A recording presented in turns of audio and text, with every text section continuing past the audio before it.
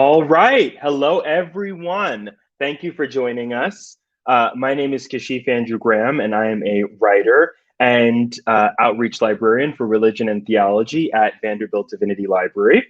You can find me on Instagram at KAGWrites. And I'm so excited to chat today with Robert Jones Jr., author of The Prophets, which is his debut novel.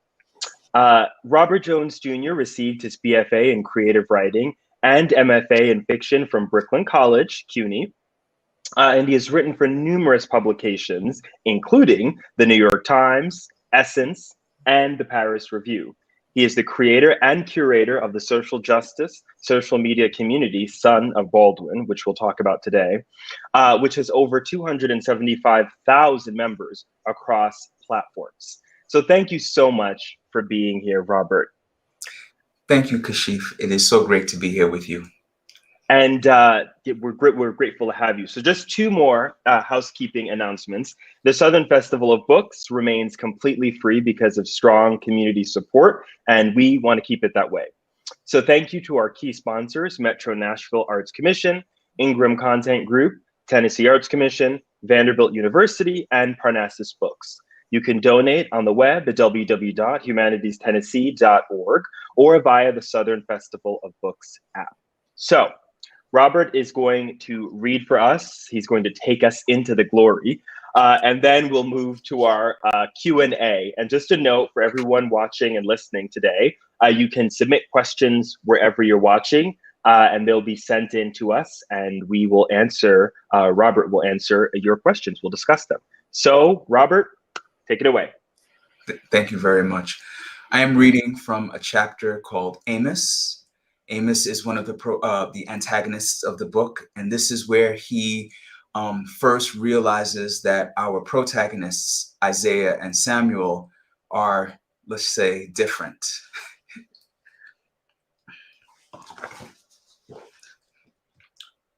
The barn was dark. Inside, there were nothing but horses and two twisted shadows on the ground. Two shadows twisted together on the ground. Yes, Amos had seen strange things, but this beat all. He was astonished by how obvious it was, by how easily it could be missed by those who weren't curious enough to seek the answer right in front of them, because the answer, even when revealed, remained unbelievable. He had thought their kinship merely hazardous at first, never thinking it wise for any two people to be so close. Not here, anyway. Even with Essie, his embrace was one arm only. The other arm had to be free to cry into the crook of when the warmth of other bodies turned cold. It hadn't occurred to him until the veil was lifted and the world was clearer to him what Samuel and Isaiah's peculiar closeness meant. In the absence of women, he understood the necessity of turning to a hand or a hog, or in a last-ditch effort, begrudgingly and with falsehoods intact, the uncleanliness of other men. Hot was hot, and release for a man was always imminent, excepting unto death. But to not have a desire for women to begin with, to produce no physical response to them whatsoever, above all, to willingly choose a male to cradle you into sleep, even when women were as soft and abundant as cotton. Amos shook his head to clear the image from his mind. Man on top of woman? That wasn't just Christ-like, it was sensible, right? He asked the question, but rhetorically, because he was apprehensive and uncertain about an answer. There was no suitable name for whatever it was that Samuel and Isaiah were doing, at least none that he could remember. That he couldn't remember bothered him as much as the act itself. They weren't women. Women were weak, and by God's design. Nevertheless, by carrying on as though at least one of them was female, they threatened to only further diminish what Amos imagined was already diminished to death. For Samuel and Isaiah to wear their sex this way, dewy, firm, trembling, free, even under the cloak of night, was folly. If they had cared at all for any of the others, they would have, at the very least, masked their strangeness. Hushed it better, goddammit, so that Toobab wouldn't discover it. Didn't they understand that here, under Paul's word, they were nobodies? Hold on. They were bodies. They were in bodies. They just had no authority over theirs. Amos could look at the embracing shadows no more, especially the one he carried from the wagon all those years ago. Can you even imagine that?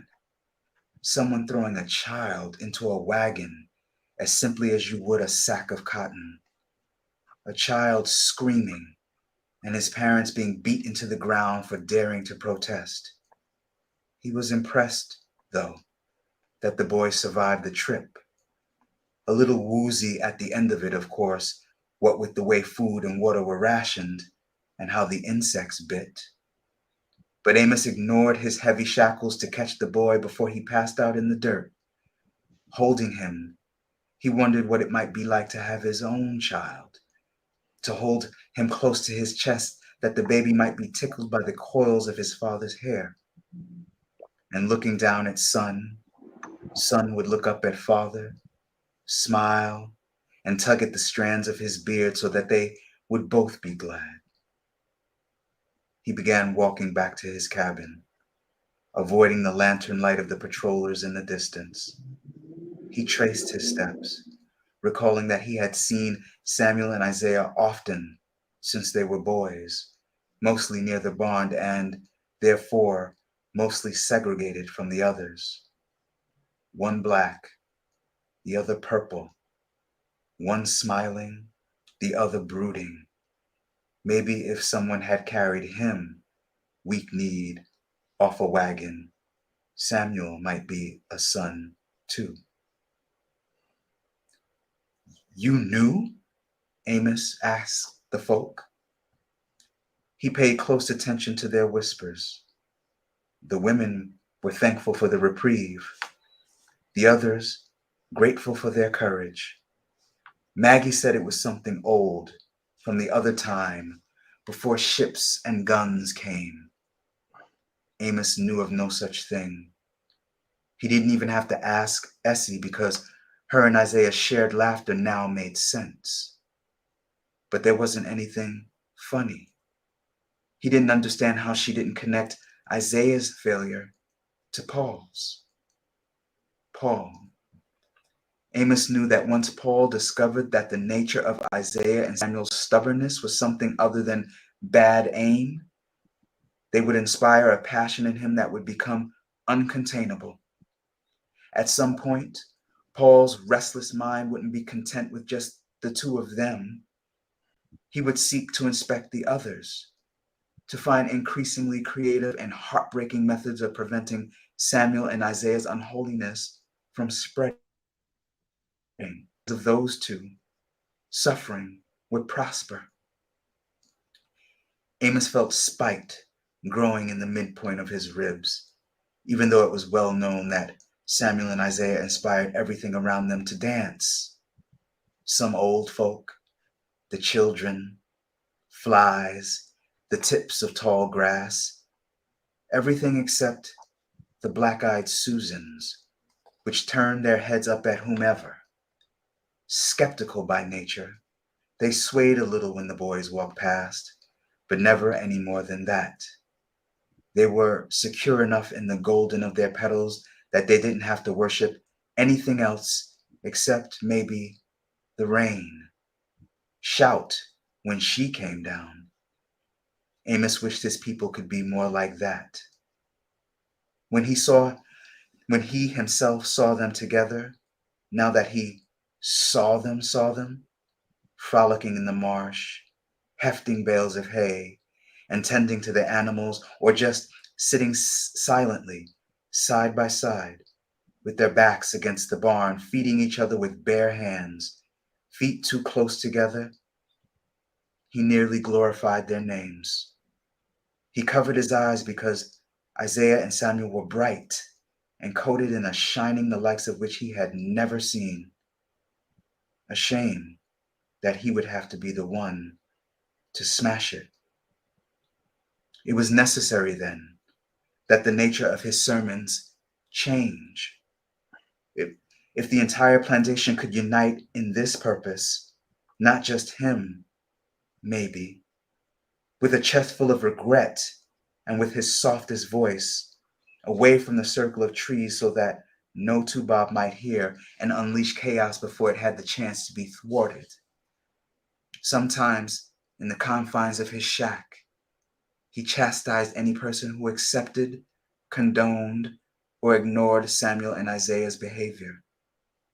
Most people were frightened by this sudden shift because they weren't accustomed to his river water voice sounding so drought. "You think God don't see?" he would say quietly as he pointed in the direction of the barn, his dark fingers hanging in the air, quivering like tree branches shed of leaves, hoping uncertainty wasn't wearing him like Sunday clothing. For it had been he who Paul trusted with the words of the book, and in there it had said, multiply and give God his glory, glory. This is what he tried to explain above the tumult of whys that had bombarded him from the lips of almost everyone he whispered to. He had anticipated difficulty, resistance, since his own legs were unsure. Samuel and Isaiah were, after all, boys, oftentimes helpful ones, who were one bluster and the other tranquil, but never callous or aloof. He knew some of the people had thought of them as their own children, since the two were orphans. People took a special interest in orphans, secretly gave them a little extra in terms of affection, though they had none to spare. The women, especially, cared for Samuel and Isaiah more than they should have, Maggie being the worst one and the one who should have known better. "Shit," a man called Coop whispered back to Amos. "Excuse my tongue, but a tiny bit of nice between us ain't killed nobody yet." "They don't bother nobody around here," Naomi said quietly. "Some of us ain't got a lot of time no way. Might as well steal some kind of easy before the hard have its way with you." But the majority of those who Amos invited in remained silent, turned to one another with a look that Amos had seen only on the faces of Tubob. It jumped from one face to the next, like lanterns being lit in quick succession. Instead of too much resistance, Amos found a frightening commonality between Tubob and his own people that could be exploited quite easily.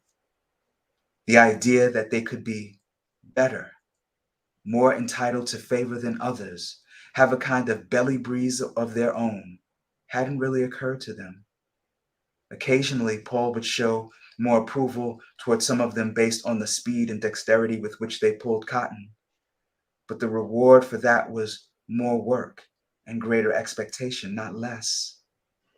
Sometimes he was a bit more lenient with people whose color was diminished by Paul's interference, but the cost of that was evident. Now, because of Amos, they had this new concept to reckon with. They could have access to some kind of sometime, just by virtue of not being the one excluded. Wow. Oh my goodness. I was right there on the plantation, right there on, empty, just moment by moment. That's incredible. Just incredible. Thank you. So, as I've been just listening, as we're listening and thinking about your work, it makes me think of films, for instance, like, The Watermelon Woman. in which, you know, I'm wondering if you could talk a little bit more about not, and for the folks who don't know, The Watermelon Woman, it's a sort of faux documentary that, in a way, insists we were there too, you know? And what I'm seeing and what I get from your work also is it's not a revising of history, but it's a re-envisioning um, of history for queer folks. So I'm wondering if you could talk more about that and the importance of this type of history. Well, Toni Morrison once said that fiction was so revolutionary because while it was not fact, it was truth. And that was my intention with writing this book, is that I wanted to tell the truth because something had appeared very unjust to me. As a undergrad, I was an Africana Studies minor, and I got to read some of the greatest works ever written by people like James Baldwin and Zora Neale Hurston and Wallace Thurman and so many others. And what struck me as odd was that we don't see the Black queer figure in fiction, in history, until about the Harlem Renaissance period. Wallace Thurman Mm-hmm. is writing The Blacker the Berry in 1929. Mm-hmm. So my question was, well, where were we before that? And when I would speak to anthropologists and sociologists, they would say something that was really confounding to me. They would say, well, there was no homosexual identity, so there were no homosexuals. And I thought about my own life, that as a child at the age of 3, I did not have a name for what I knew myself to be intrinsically. I just knew that I had crushes on boys. Like other boys had crushes on girls, I had those same kinds of feelings about boys. So I knew that I was different from them in some way that I could not articulate or understand. And I didn't have a word for it, but I had the feeling. So I couldn't imagine that simply because there was no label, no Mm. identity, that they therefore could not have existed. So I did a ton of research to try to find where the Black queer figure was prior to the Harlem Renaissance. And what I could find in most of the works that I looked in was things like in the Incidents in the Life of a Slave Girl by Harriet Jacobs. Hold on, because that that was what that question, I have that written in for later, but that's good. No, go where you're going. That's confirmation for me. Go ahead, go right ahead. There was this she says it in almost like 1 or 2 sentences, Mm-hmm. how a Black enslaved male was chained to the bed of the master because he would rape this slave. Mm-hmm. Mm-hmm. And then in Toni Morrison's Beloved, Mm-hmm. there is a scene where Paul D is remembering his escape, and he's caught, and the overseer who catches him sexually assaults him. And so I thought, yes, this is probably true. But here was my question: what about love? Mm. And so, because returning to Morrison, she said, if you cannot find the book you wish to read, then you must write it. Mm. I said, I'm going to have to do the difficult work of writing this book because I know these people existed and their stories have been ignored, erased, removed from the cultural narrative for whatever reasons, whether that's heterosexism or outright homophobia, or religious indoctrination, whatever it was. I want to restore those stories to our understanding of ourselves as Black queer individuals. I mean, I did actually find evidence subsequently after beginning the book, when I went back to the stories of indigenous African peoples, Mm-hmm. where they talked about how there was no word for homosexual because it was just considered sex or love, and there was no negative judgment about those people. They were considered part of the landscape. It wasn't until European colonization that they began to see these things as criminal or sinful before deities. And it's interesting that during earlier Pan-African movements, this conversation didn't occur, like in the 90s, the 80s, or even in, sort of Black Power movements that sought to sort of reclaim an African identity. This conversation was not occurring, which is curious because some of those movements ended up being, unfortunately homophobic. So this is just such a powerful conversation to be having now. Yeah, just incredible. So I'm wondering, and we have a question that came in, moving to discuss the chapters of each title, the title of each chapter. So of course, I think that they're just as much a part of the story as the actual story. What led you to use Bible, let me read the question here, but use Bible books for titles of the chapters? And then I will add to that question to ask you why you chose to use apocryphal text or the titles from books in the Apocrypha. Because as a divinity librarian, that stood out to me. I thought, very interesting. I felt some rebellion there too. So I'm curious about that. Well, one of the things that I ran into when writing this book was that once the discovery was made that Christianity, but not just Christianity, also Islam and some other Western religions, had this nullifying effect on the minds and the bodies of indigenous Africans in terms of who they were, and was trying to fit them into these really narrow boxes for the purposes of capitalism. We need you to be relentlessly heterosexual such that you can continue to produce laborers and soldiers for our empire. Mm-hmm. And these other things don't fit in that model, or we can't figure out right now how to fit them into that model, so they must be done away with. I knew that I would have to confront that project, which was most pronounced in Christianity.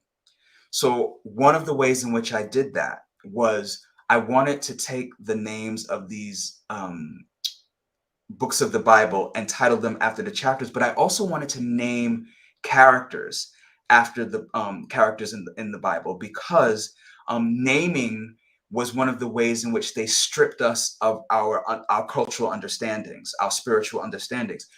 We had our names as enslaved Africans, and one of the first acts that these European colonizers did was they renamed us. And generally, they were either names that were given to like pets, so something degrading, or they were Christian names.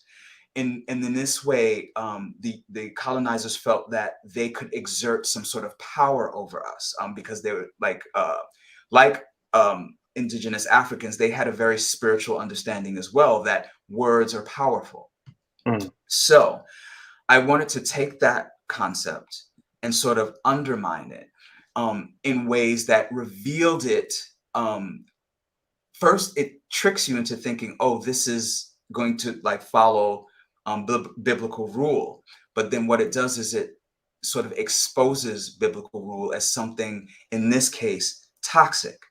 And the reason why I included books from the Apocrypha is because this, for me, is like a story that has been removed for the purposes of making a particular segment of society feel superior, feel better than others. And so I wanted to put it back. So I used those books in particular ways. One is Bel and the Dragon, which is a section that deals with the slave ship and the Middle Passage,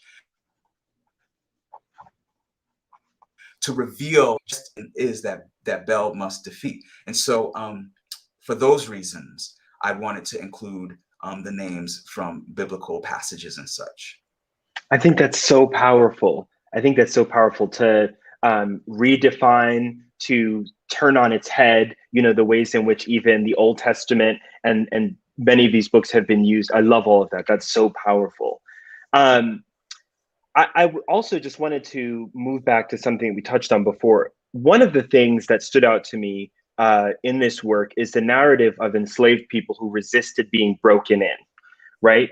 And so I think that many of the prevailing depictions of slave life make the assumption that they sort of just accepted their lots and fell into place. And as you mentioned, Harriet Jacobs' incident in the life of a slave girl, I also was thinking about it because of Harriet's younger brother, whom she bemoans will not submit to the master and or his master, and she, realizes that he is probably going to be put into the field and broken in. Um, I think you give voice to that resistance in a lyrical fashion. And could you just talk about just the importance of that nuance, um, showing individuals who had very much, of course, their own lives and resisted, and a sense of self-worth, and resisted being broken in. And resisted in many ways on many levels. So it wasn't always picking up the machete that they used to chop cane and chopping off the master's head, although that occurred as well. Mm-hmm. Quite often, in fact. Although our history in this country is much more about hiding the truth rather than revealing it. I wrote an essay in the collection 400 Souls by Ibram Kendi and Dr. Keisha Blaine. And one of the things I had to write about was Denmark Vesey and his rebellion, which was unsuccessful because other Black people sort of ratted on him. But what you get to understand when you're digging into that research is just how often rebellions occurred all across the African diaspora, whether it was in Brazil or in the Caribbean or in the United States. Wherever there were enslaved Black people, there were rebellion, and it happened all the time. But because of modern media, we get the sense that Black people just went along with it until white people saved us from slavery. That's kind of the narrative. And Kanye West was famous for repeating that narrative. Slavery was a choice, was his exact words, because he did not understand his own ancestors' stories, which was at every moment, whether they were poisoning food, whether they were putting ground glass in the grits, whatever it was, whether they were running away, whether they were banding together and burning down fields and homes, our ancestors resisted every step of the way. And I wanted to pay homage and honor to that. And I think unfortunately for the powers of white supremacy, there is a certain currency, involved in portraying, even, and when I say that, I'm talking about even for people who would call themselves allies, because the prevailing narrative is, they didn't have any sense of self-worth until the good white abolitionists came along and said, you're worth more, and you should be free, you have a life, and I found it very difficult, to me. I mean, I think things sort of fell apart in terms of what I had been taught in this American education system, when I started to read the slave narratives, and reading, especially as I mentioned, incidents in the life of a slave girl, and Harriet Jacobs' account is just at odds with that. And then, of course, I wonder, because as a librarian, I've talked about this too, that there have been conversations about authorship, and people start asking, did they really write this? And you sort of think like, okay, yeah, that's because in your mind, you don't think that someone who was enslaved could possibly have any sense that they deserve freedom. So you start to say it can't be possible that they wrote this. It completely reminds me of the argument Thomas Jefferson and his deadly obsession with Phyllis Wheatley. Oh, God. How she couldn't possibly, she's just a mime, she's just a monkey repeating, what she sees. She could not have her own brilliance. He would not allow for that, because how could a Black person be that thing when we're saying, as white people, that they are inferior to us, that they aren't even human beings? And so, as you mentioned, so many of the slave narratives have begin with a letter from a white person vouching that these things actually occurred as they're being written.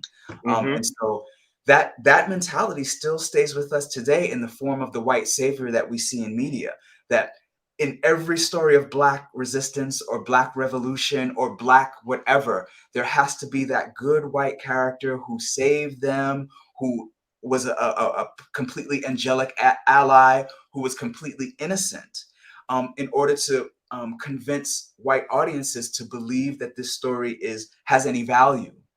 And one of the things that I wanted to do with the prophets is imagine a story that did not have a white savior, a story of Black people that does not have a white savior. So while there is a character like Timothy, who you think is going to be a white savior, I wanted to sort of undermine that and reveal that as something other than what it is. Reveal it as the often the lie that it is. Yeah. And this is, of course, in keeping with Morrison's gospel, right? About the white gaze. Oh, Because even when we're writing about Black lives, even when I'm writing things I've written, I have to, it's very difficult to sort of shrug that off because because in your mind, and you don't know why those plugs are there, but you're always like, how am I going to get white folks to read this? And how are they seeing it? But that's the power of white supremacy, that yes. you even you're looking at your own life through the lens of white folks. And so I so celebrate that, and I think that's definitely in the tradition of Morrison. Moving out of the white gaze, what do we have to say about our own lives and our own lineages? And even when writing the prophets, I had to consistently ask myself, would I have to explain this to a Black person? If the answer to that is no, then I have to cross this out and not explain it.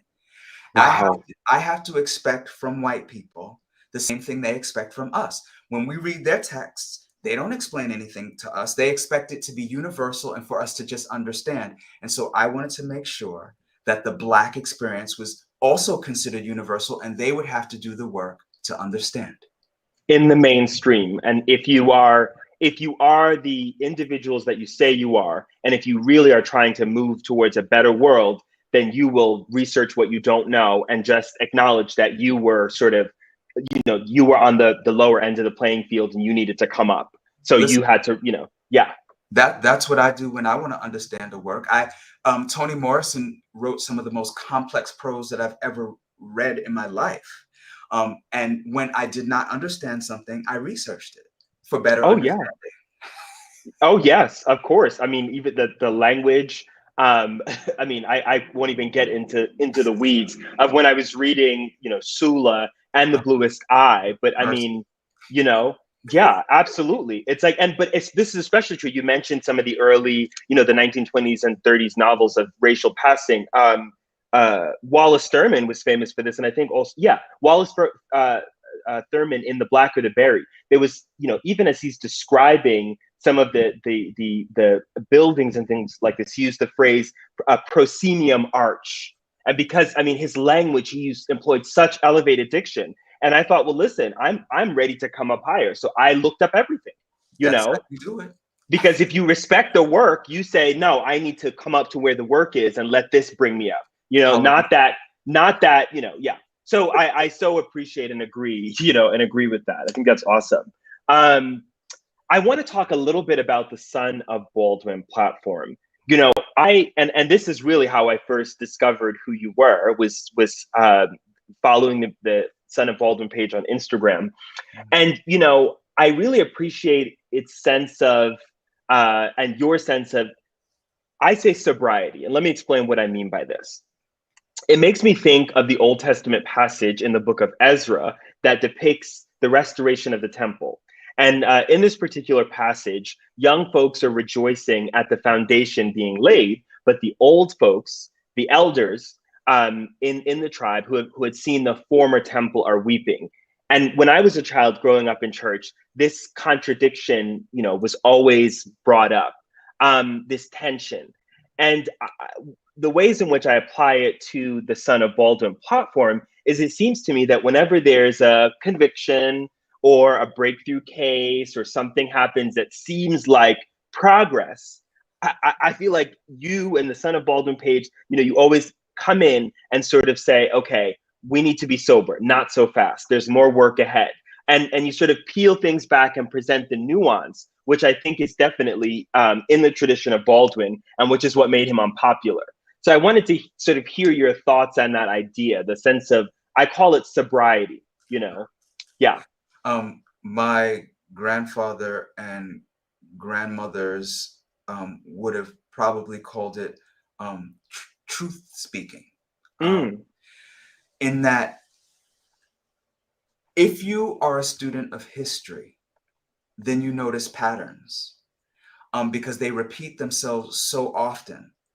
And so you're hesitant to rejoice even with the seeming moves toward progress, because you know um, one step forward, two steps back has been the American way. mm-hmm, And we've seen that. Um, mm-hmm.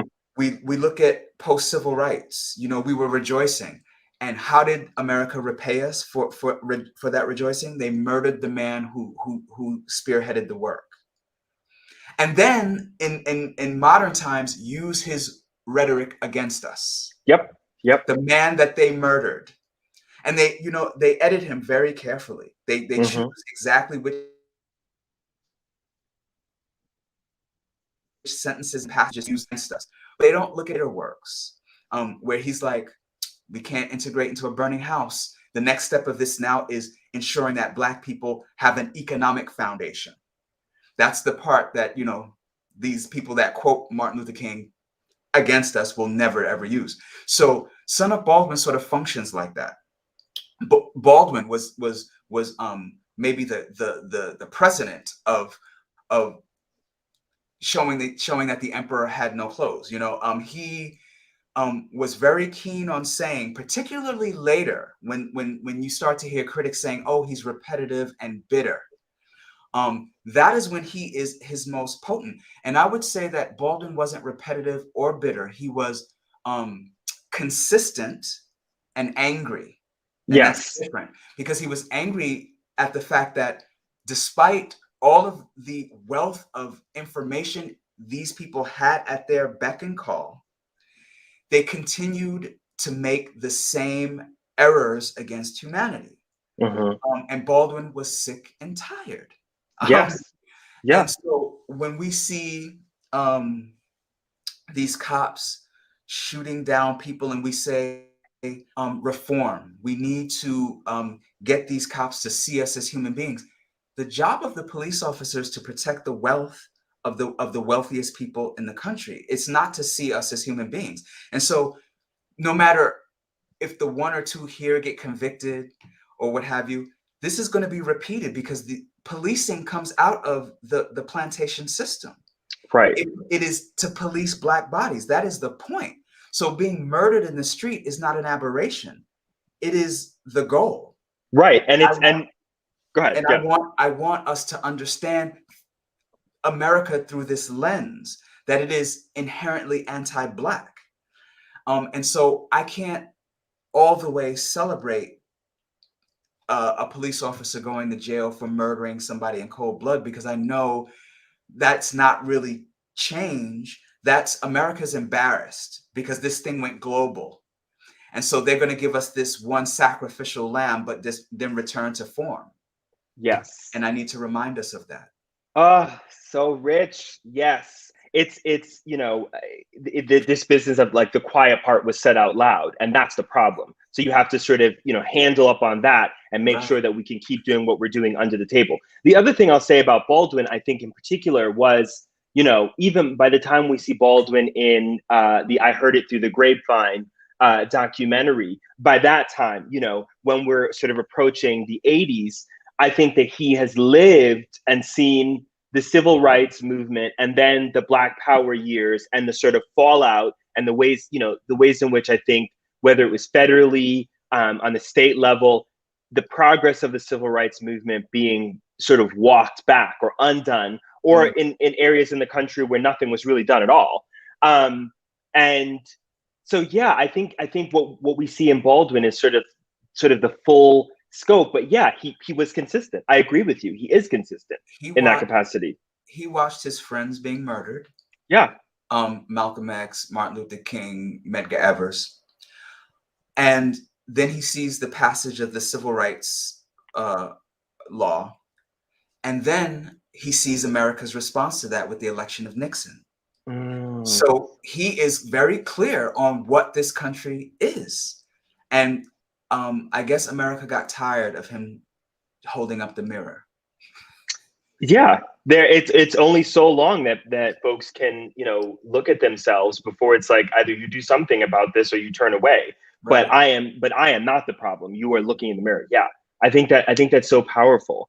Um I wonder if you would have something to offer to, as we're sort of coming down on time here. And I'll just remind our listeners today to go ahead and enter your questions wherever you're listening from, and we'll try to get them answered here in the next few minutes. But do you have any words of encouragement? Especially, this is what I want to say. What you've done with the prophets, I think, needs to be done in more eras with more, in more sort of situations. I think there need to be more stories, for example, in the civil rights era, in other eras, in which queer folks have been erased or covered over. We know that they were there. Do you have any words of advice to writers, young writers, new writers, who are struggling to write and who know that there is a story to be told, but they can't quite seem to get the traction? What did you do, for example? What did you do when the voices came in? And did voices come in and say to you, you're not good enough. You can't write. You shouldn't be writing this. Someone from Harvard or Yale should be writing this. How did you make it? Because you obviously made it over. How did you get over? Kashif, you just articulated all of the insecurities that I felt while writing this novel. I was in the Brooklyn College MFA program, essentially the only CUNY student. Everybody else had gone to the Yales, the Harvards, the Princetons, the Wesleyans, and all of these places that I could never afford to go to, with a sort of stamp of approval already on them. And then here I was, this guy who had to work 3 part-time jobs to make it through college, and paid for it myself and took out loans and all of that kind of stuff, sitting with them. And they sort of had this understanding of literature that seemed to be in this way that only those in an ivory tower could have an understanding of literature. And I was coming from the projects of Brooklyn. But, and before I say the but, I will say, and they looked at me as though they were high in the ivory tower and I was down low in the projects of Brooklyn. And made that point very keenly, that I was not one of them, that I should not be writing, and that the fact that I'm writing stuff like this just proves the fact that I really shouldn't be a writer. So they were just confirming all of my insecurities for me. But there was still, and I say this to my best friend Charisse, your gut is your God. And my gut was telling me, you have to write, because if you don't, you will die. And so once I learned to accept that writing was my purpose, and even before I learned to accept that writing was my purpose, I wrote in spite of all the discouragement I was receiving, in spite of that voice in my head that was saying, you're not a writer, you're not worthy, you can't write this, your writing is horrible, you're all of the things it was telling me. I had to somehow push through all of that and write anyway. And that took a lot of resolve, because there were times where I had to put the pen down and say, this is never going to happen, because you are not a good writer.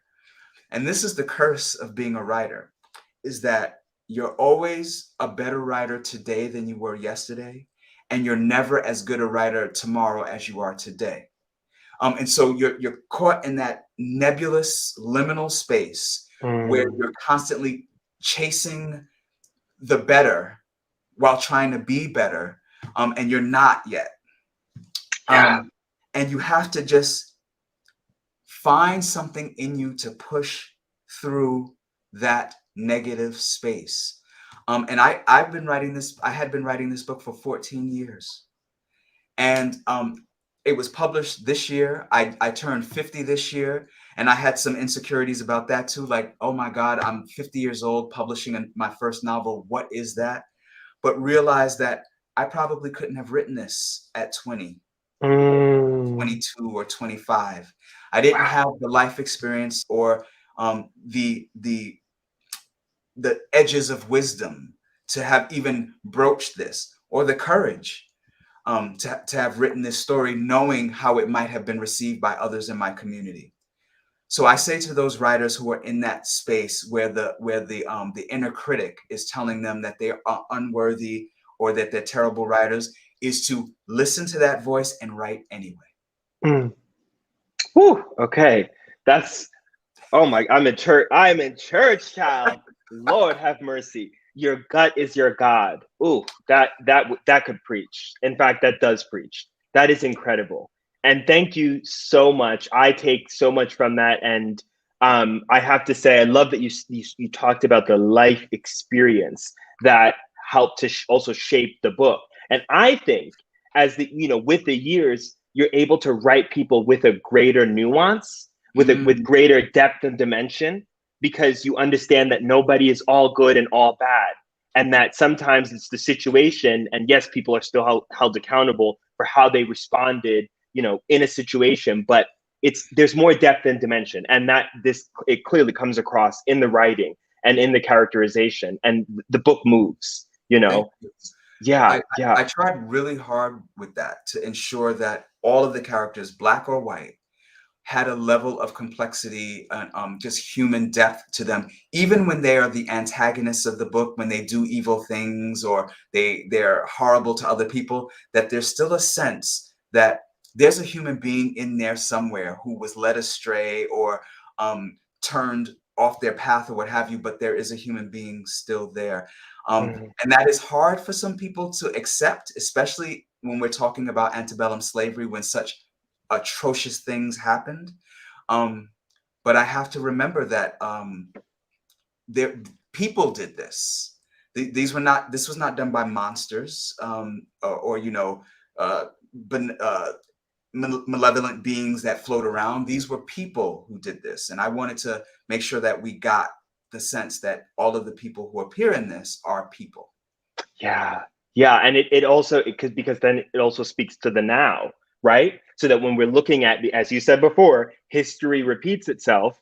And as the things are happening now, we're able to look at people that we know who are involved, who are making decisions, and say, okay, yeah, I know them, and they're friendly, but they call themselves, closeted Democrats, but they vote Republican, and they are, making decisions X, Y, Z, whatever it is, So I think that that's so important, again, for the timelessness of the book.